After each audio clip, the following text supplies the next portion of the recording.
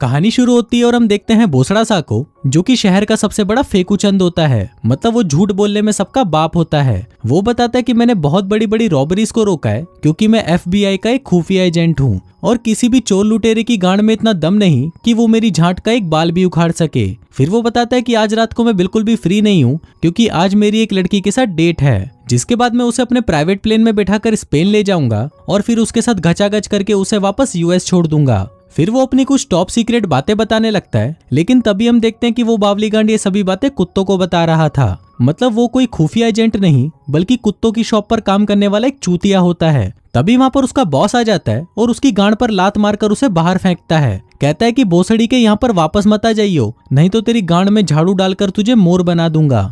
इसके बाद भोसड़ा सा वहां से चला जाता है और कुछ बच्चों के पास जाकर फिर से लंबी लंबी फेंकना शुरू कर देता है। कहता है कि मैं एक बहुत ही बड़ा बिजनेस शुरू करने वाला हूँ और जल्दी ही मैं इतना अमीर हो जाऊंगा कि ये पूरा देश ही खरीद लूंगा। इसी दौरान वहां से एक बूढ़ा जा रहा होता है तो भोसड़ा सा उसको देखकर कहता है कि देखो ये चूतिया मेरा अकाउंटेंट है। और फिर वो उस बुढ़े से कहने लगता है कि भोसड़ी के टाइम से काम पर आया कर। अब ऐसे ही बकचोदिया करते करते वो एक कैफे में जाता है और वहां खड़ी वेट्रेस से भी बकचोदिया करना शुरू कर देता है। कहता है कि तुम्हारे बब्बे इतने भी बड़े नहीं है जितना मैंने सोचा था। मेरी गर्लफ्रेंड मियां खलीफा के तो बब्बे बहुत बड़े बड़े हैं और मुझे लगता है कि शायद तुम्हारी झांटों पर भी बालों का जंगल लगा होगा, लेकिन मेरी वाली तो अपनी झांटें पूरी साफ करके आती है। तभी वो लड़की उसकी तरफ देखने लगती है और उसे कहती है कि अबे लवड़े अपना काम कर। जिस पर भोसड़ा सा उसे कहता है कि चलो ठीक है, तुम मेरा मुंह में ले सकती हो। जिसके बाद वो वहां से निकलकर एक पेट्रोल पंप वाले के पास चला जाता है और फिर उसके साथ भी बकचोदिया करना शुरू कर देता है। लेकिन इसी दौरान वहां पर एक बहुत ही खूबसूरत लड़की आती है जिसका नाम होता है चूची चवन्नी, जो कि एक बहुत ही अमीर बाप की बिगड़ी हुई औलाद होती है।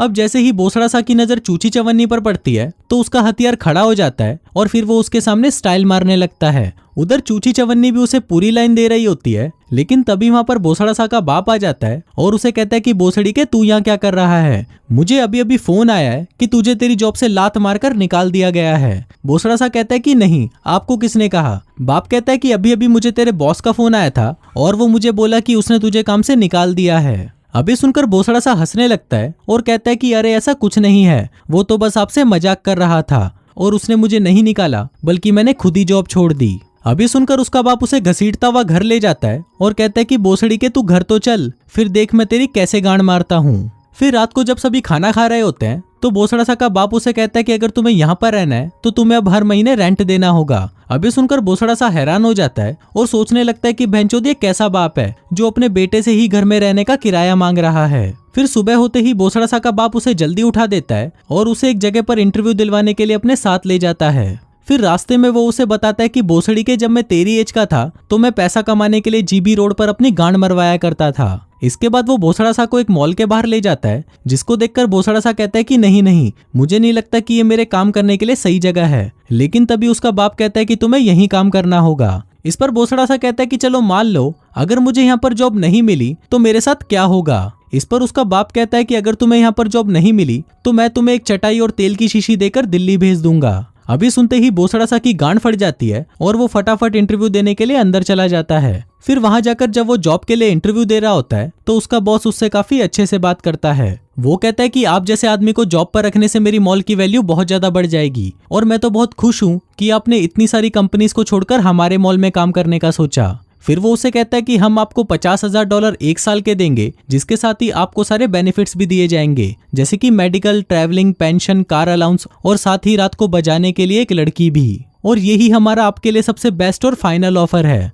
अभी सुनकर भोसड़ा सा भी जोश में आ जाता है और वो कहता है कि सर वो सब तो ठीक है, लेकिन मैं इतने कम में काम नहीं कर पाऊंगा। मुझे $1,00,000 एक साल के चाहिए और सारे बेनिफिट्स के साथ साथ मुझे रात को बजाने के लिए 2 लड़कियां चाहिए। अभी सुनकर उसका बॉस थोड़ी देर कुछ सोचने लगता है और फिर वो उसे $1,00,000 पर ईयर देने के लिए मान जाता है और साथ ही कहता है कि रात को तुम 2 क्या 3 लड़कियां ले लो। फिर इसी खुशी में वो उसे कहता है कि चलो मैं तुम्हें 5 स्टार होटल में लंच करवाता हूँ। लेकिन तभी उसका फोन बजता है जो कि उसकी एजेंट का फोन था। वो उससे पूछता है कि क्या तुमने उसको जॉब पर रख लिया, जिस पर बॉस कहता है कि हाँ, हमने $1 लाख पर ईयर पर डील डन कर दी और साथ ही मैं इसे रात को बजाने के लिए 2 लड़कियां भी दे रहा हूँ। लेकिन तभी उसका एजेंट कहता है कि आपने ये डील किससे डन की, क्योंकि मिस्टर लवड़ासुर तो अभी भी अपने घर पर ही हैं, क्योंकि उनकी फ्लाइट मिस हो गई थी तो वो आज वहां पर नहीं आ पाए। अभी सुनकर उसका बॉस घबरा जाता है और कहता है कि अगर मिस्टर लवड़ासुर अभी भी घर पर ही हैं, तो मेरे सामने ये कौन भोसड़ी वाला बैठा है। इसके बाद जब वो उसका रिज्यूमे चेक करता है तो उसे पता चलता है कि ये तो मिस्टर लवड़ासुर नहीं बल्कि भोसड़ा सा है,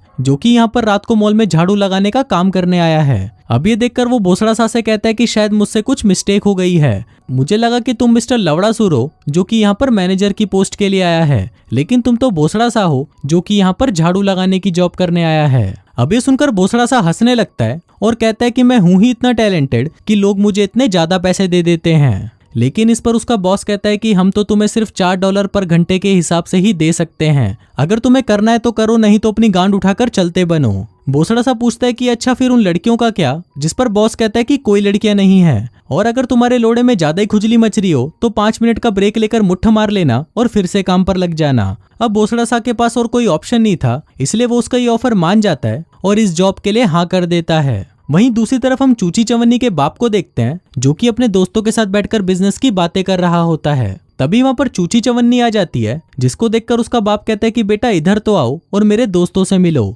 अब चूची चवन्नी जैसे ही वहां पर आती है तो उसकी बड़ी बड़ी चूचियां देखकर उन दोनों बुड्ढों के घोड़े खड़े हो जाते हैं। फिर उनमें से एक बुड्ढा अपना इंट्रोडक्शन देता है और कहता है कि मैं हूँ बॉब द भोसड़ी वाला। अब चूची चवन्नी उसको देखकर हंसने लगती है और फिर उसके पास जाकर उसको चूसना शुरू कर देती है। फिर वो दूसरे बुड्ढे के पास जाती है, जिसको देखकर उसे लगता है कि शायद वो उसे भी चूसेगी, लेकिन वो उसे सिर्फ हाथ मिलाती है और फिर वो उन दोनों को बाय बोलकर वहां से चली जाती है। वहीं हम उसके बाप को देखते हैं जो ये देखकर शॉक्ड था कि उसकी बेटी ने अभी ये क्या किया। फिर रात को जब चूची चवन्नी सोने जाती है तभी वहां पर उसका बाप आता है और उसे कहता है कि अगर आज के बाद तुमने ये सब फिर से किया तो मैं तुम्हारी जान ले लूंगा। इसके बाद हम देखते हैं 2 चूतिए चोर चंगू मंगू को, जो कि एक कार के पास जाते हैं जिसमें दबाकर गचागच कार्यक्रम चल रहा था। जिसके बाद वो उन दोनों को कार से बाहर निकालते हैं और उनकी कार लेकर वहां से भाग जाते हैं। फिर अगली सुबह हम देखते हैं भोसड़ा सा को, जिसका काम पर आज पहला दिन था। वो एक लंबी लिमोजिन मंगवाता है ताकि लोगों को लगे कि वो एक बिजनेस मीटिंग के लिए जा रहा है। फिर जाते वक्त वो रास्ते में बच्चों से कहता है कि मैं कुछ दिनों के लिए पेरिस जा रहा हूँ, जहाँ पर मेरी प्राइम मिनिस्टर के साथ एक मीटिंग है, जिसके बाद मैं वहां से इंडिया जाऊंगा, जहाँ पर मुझे सलमान भाई के साथ हिरण के शिकार पर जाना है। वहीं मॉल के अंदर हम चूची चवन्नी को देखते हैं जो कि वहां पर रखे महंगे महंगे आइटम्स को देख रही होती है, लेकिन इतना पैसा होने के बाद भी वो उन्हें खरीदती नहीं, बल्कि उन्हें अपने बब्बों में छुपाकर वहां से निकल लेती है। वहीं भोसड़ा सा भी वहां पर पहुंच जाता है और जाते ही वो एक बॉस की तरह वहां पर सबको ऑर्डर देने लगता है। इसी दौरान उसे जमीन पर पड़ा हुआ कुछ सामान दिखाई देता है, जिसको देखकर वो एक एम्प्लॉय से कहता है कि सुन बहन के घोड़े, मैं तुझे पैसे इसलिए नहीं देता कि तू यहाँ पर आकर टाइम पास करे, अब जल्दी से इस सामान को उठा और निकल यहाँ से।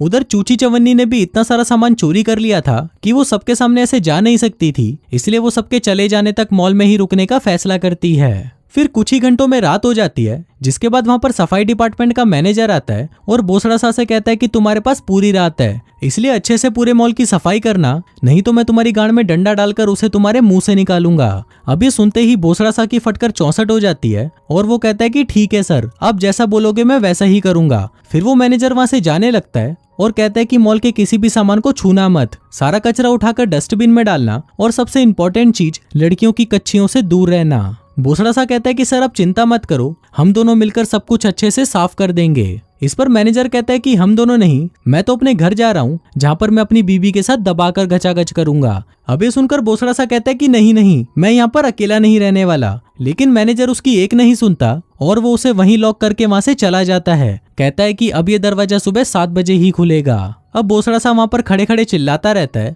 लेकिन मैनेजर उसे इग्नोर करके वहां से चला जाता है। अब भोसड़ा सा के पास दूसरा कोई ऑप्शन नहीं था, इसलिए वो झाड़ू उठाता है और चुपचाप अपने काम पर लग जाता है। लेकिन हम देखते हैं कि उस चूतिया को तो सफाई करनी भी नहीं आती, इसलिए वो सफाई के दौरान सारे सामान को उल्टा सीधा कर देता है। अब भोसड़ा सा जैसे तैसे करके अपने काम को पूरा कर ही लेता है, जिसके बाद वो देखता है कि उसकी शिफ्ट खत्म होने में अभी 10 घंटे और पड़े हैं। अब 10 घंटों तक उसके पास करने के लिए कुछ भी नहीं था, इसलिए वो टाइम पास करने के लिए वहां पर रखे हुए सामानों को छेड़ने लग जाता है। लेकिन कुछ देर बाद वो इससे भी बोर हो जाता है, तो वो अपना मन बहलाने के लिए अपने बाप को फोन लगा देता है। लेकिन वहीं उसका बाप आज बहुत दिनों बाद उसकी माँ के साथ घचाघच करने वाला था, इसलिए वो बोसड़ा सा से कहता है कि बोसड़ी के जल्दी से फोन रख और सुबह से पहले वापस फोन मत करियो। अब बोसड़ा सा वहां पर बैठा बैठा बहुत ज्यादा बोर और परेशान हो चुका था, इसलिए वो फिर से बकचोदियां मचाना शुरू कर देता है। फिर ऐसे ही जब वो कच्छा पहनकर वहां पर भटक रहा होता है, तभी उसकी नजर वहां पर चूची चवन्नी पर पड़ती है। अब उसे देखकर पहले तो उसे लगता है कि शायद उसने कोई ख्वाब देखा है, लेकिन जब वो उसे फिर से देखता है तो वो शॉक्ड हो जाता है कि ये यहाँ पर क्या कर रही है। फिर वो उससे पूछता है कि तुम यहाँ पर क्या कर रही हो, जिस पर वो बताती है कि मैं यहाँ पर शॉपिंग करने आई थी और शॉपिंग करते करते मैं सो गई।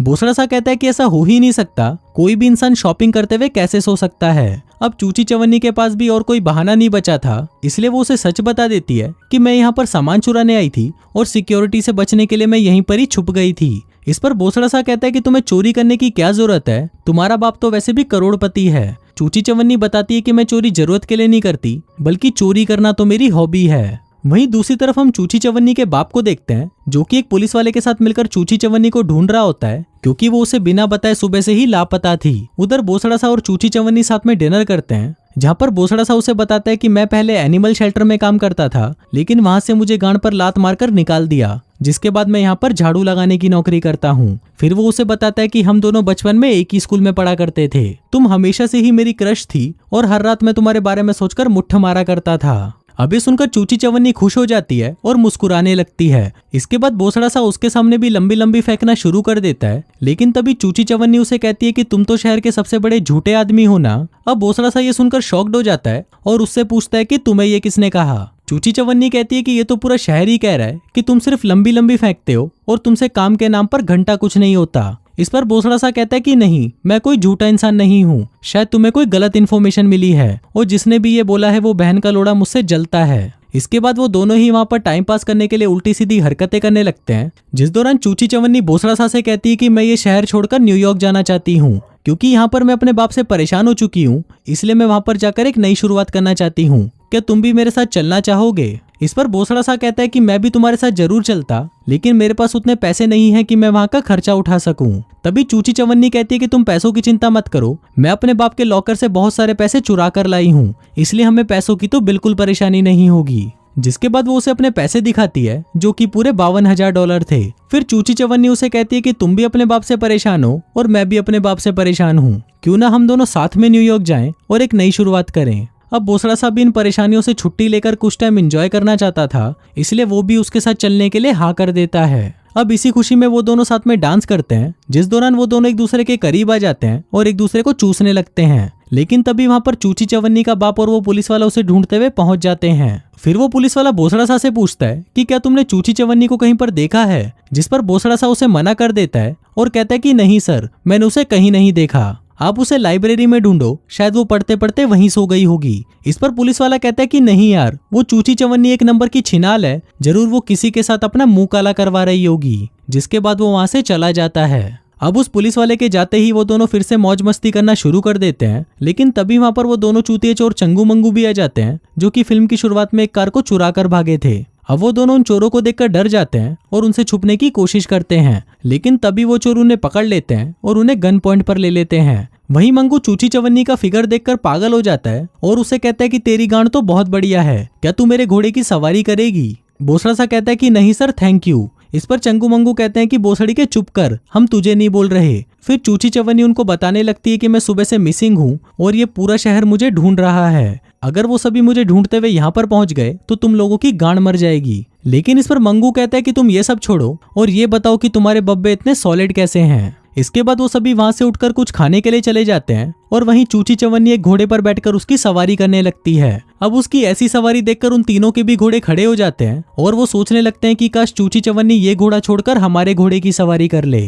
तभी चूची चवन्नी मंगू को अपने पास बुलाती है और कहती है कि मुझे भी बहुत सारे पैसों की जरूरत है, क्यों ना हम तीनों मिलकर यहाँ के सारे कीमती सामानों की चोरी करें और फिर हम तीनों यहाँ से कहीं दूर निकल जाएंगे। अब मंगू, जो कि पूरा बावली गांड था, वो ये सुनकर बहुत खुश हो जाता है और सोचने लगता है कि शायद चूची चवन्नी उसके प्यार में पागल हो चुकी है। जिसके बाद वो दोनों मॉल के सारे कीमती सामानों को चुरा लेते हैं और उसे लेकर वहां से जाने लगते हैं। वहीं चूची चवन्नी भी उनके साथ जाने लगती है, जिसको देखकर बोसड़ा सा कहता है कि तुम ये क्या कर रही हो और तुम इन चूतियों के साथ क्यों जा रही हो। लेकिन चूची चवन्नी उसे कोई जवाब नहीं देती और वहां से जाने लगती है। अब बोसड़ा सा उसे रोकने की कोशिश करता है, लेकिन तभी चंगू मंगू उसे उठाकर साइड में ले जाते हैं और कहते हैं कि चूची चवन्नी अब हमारी है और अगर अब तू फिर से बीच में आया तो हम तेरी गांड फाड़ देंगे। जिसके बाद वो सारा चोरी किया हुआ सामान अपनी कार में भर लेते हैं। फिर वो दोनों भी उस कार में बैठने ही वाले होते हैं, लेकिन तभी चूची चवन्नी उस कार को शुरू करती है और वहां से अकेले ही चली जाती है। उधर बोसड़ा सा भी सिक्योरिटी रूम से एक बड़ी सी शॉटगन निकाल लेता है और फिर जैसे ही चंगू मंगू चोरी करने के लिए वापस अंदर आते हैं,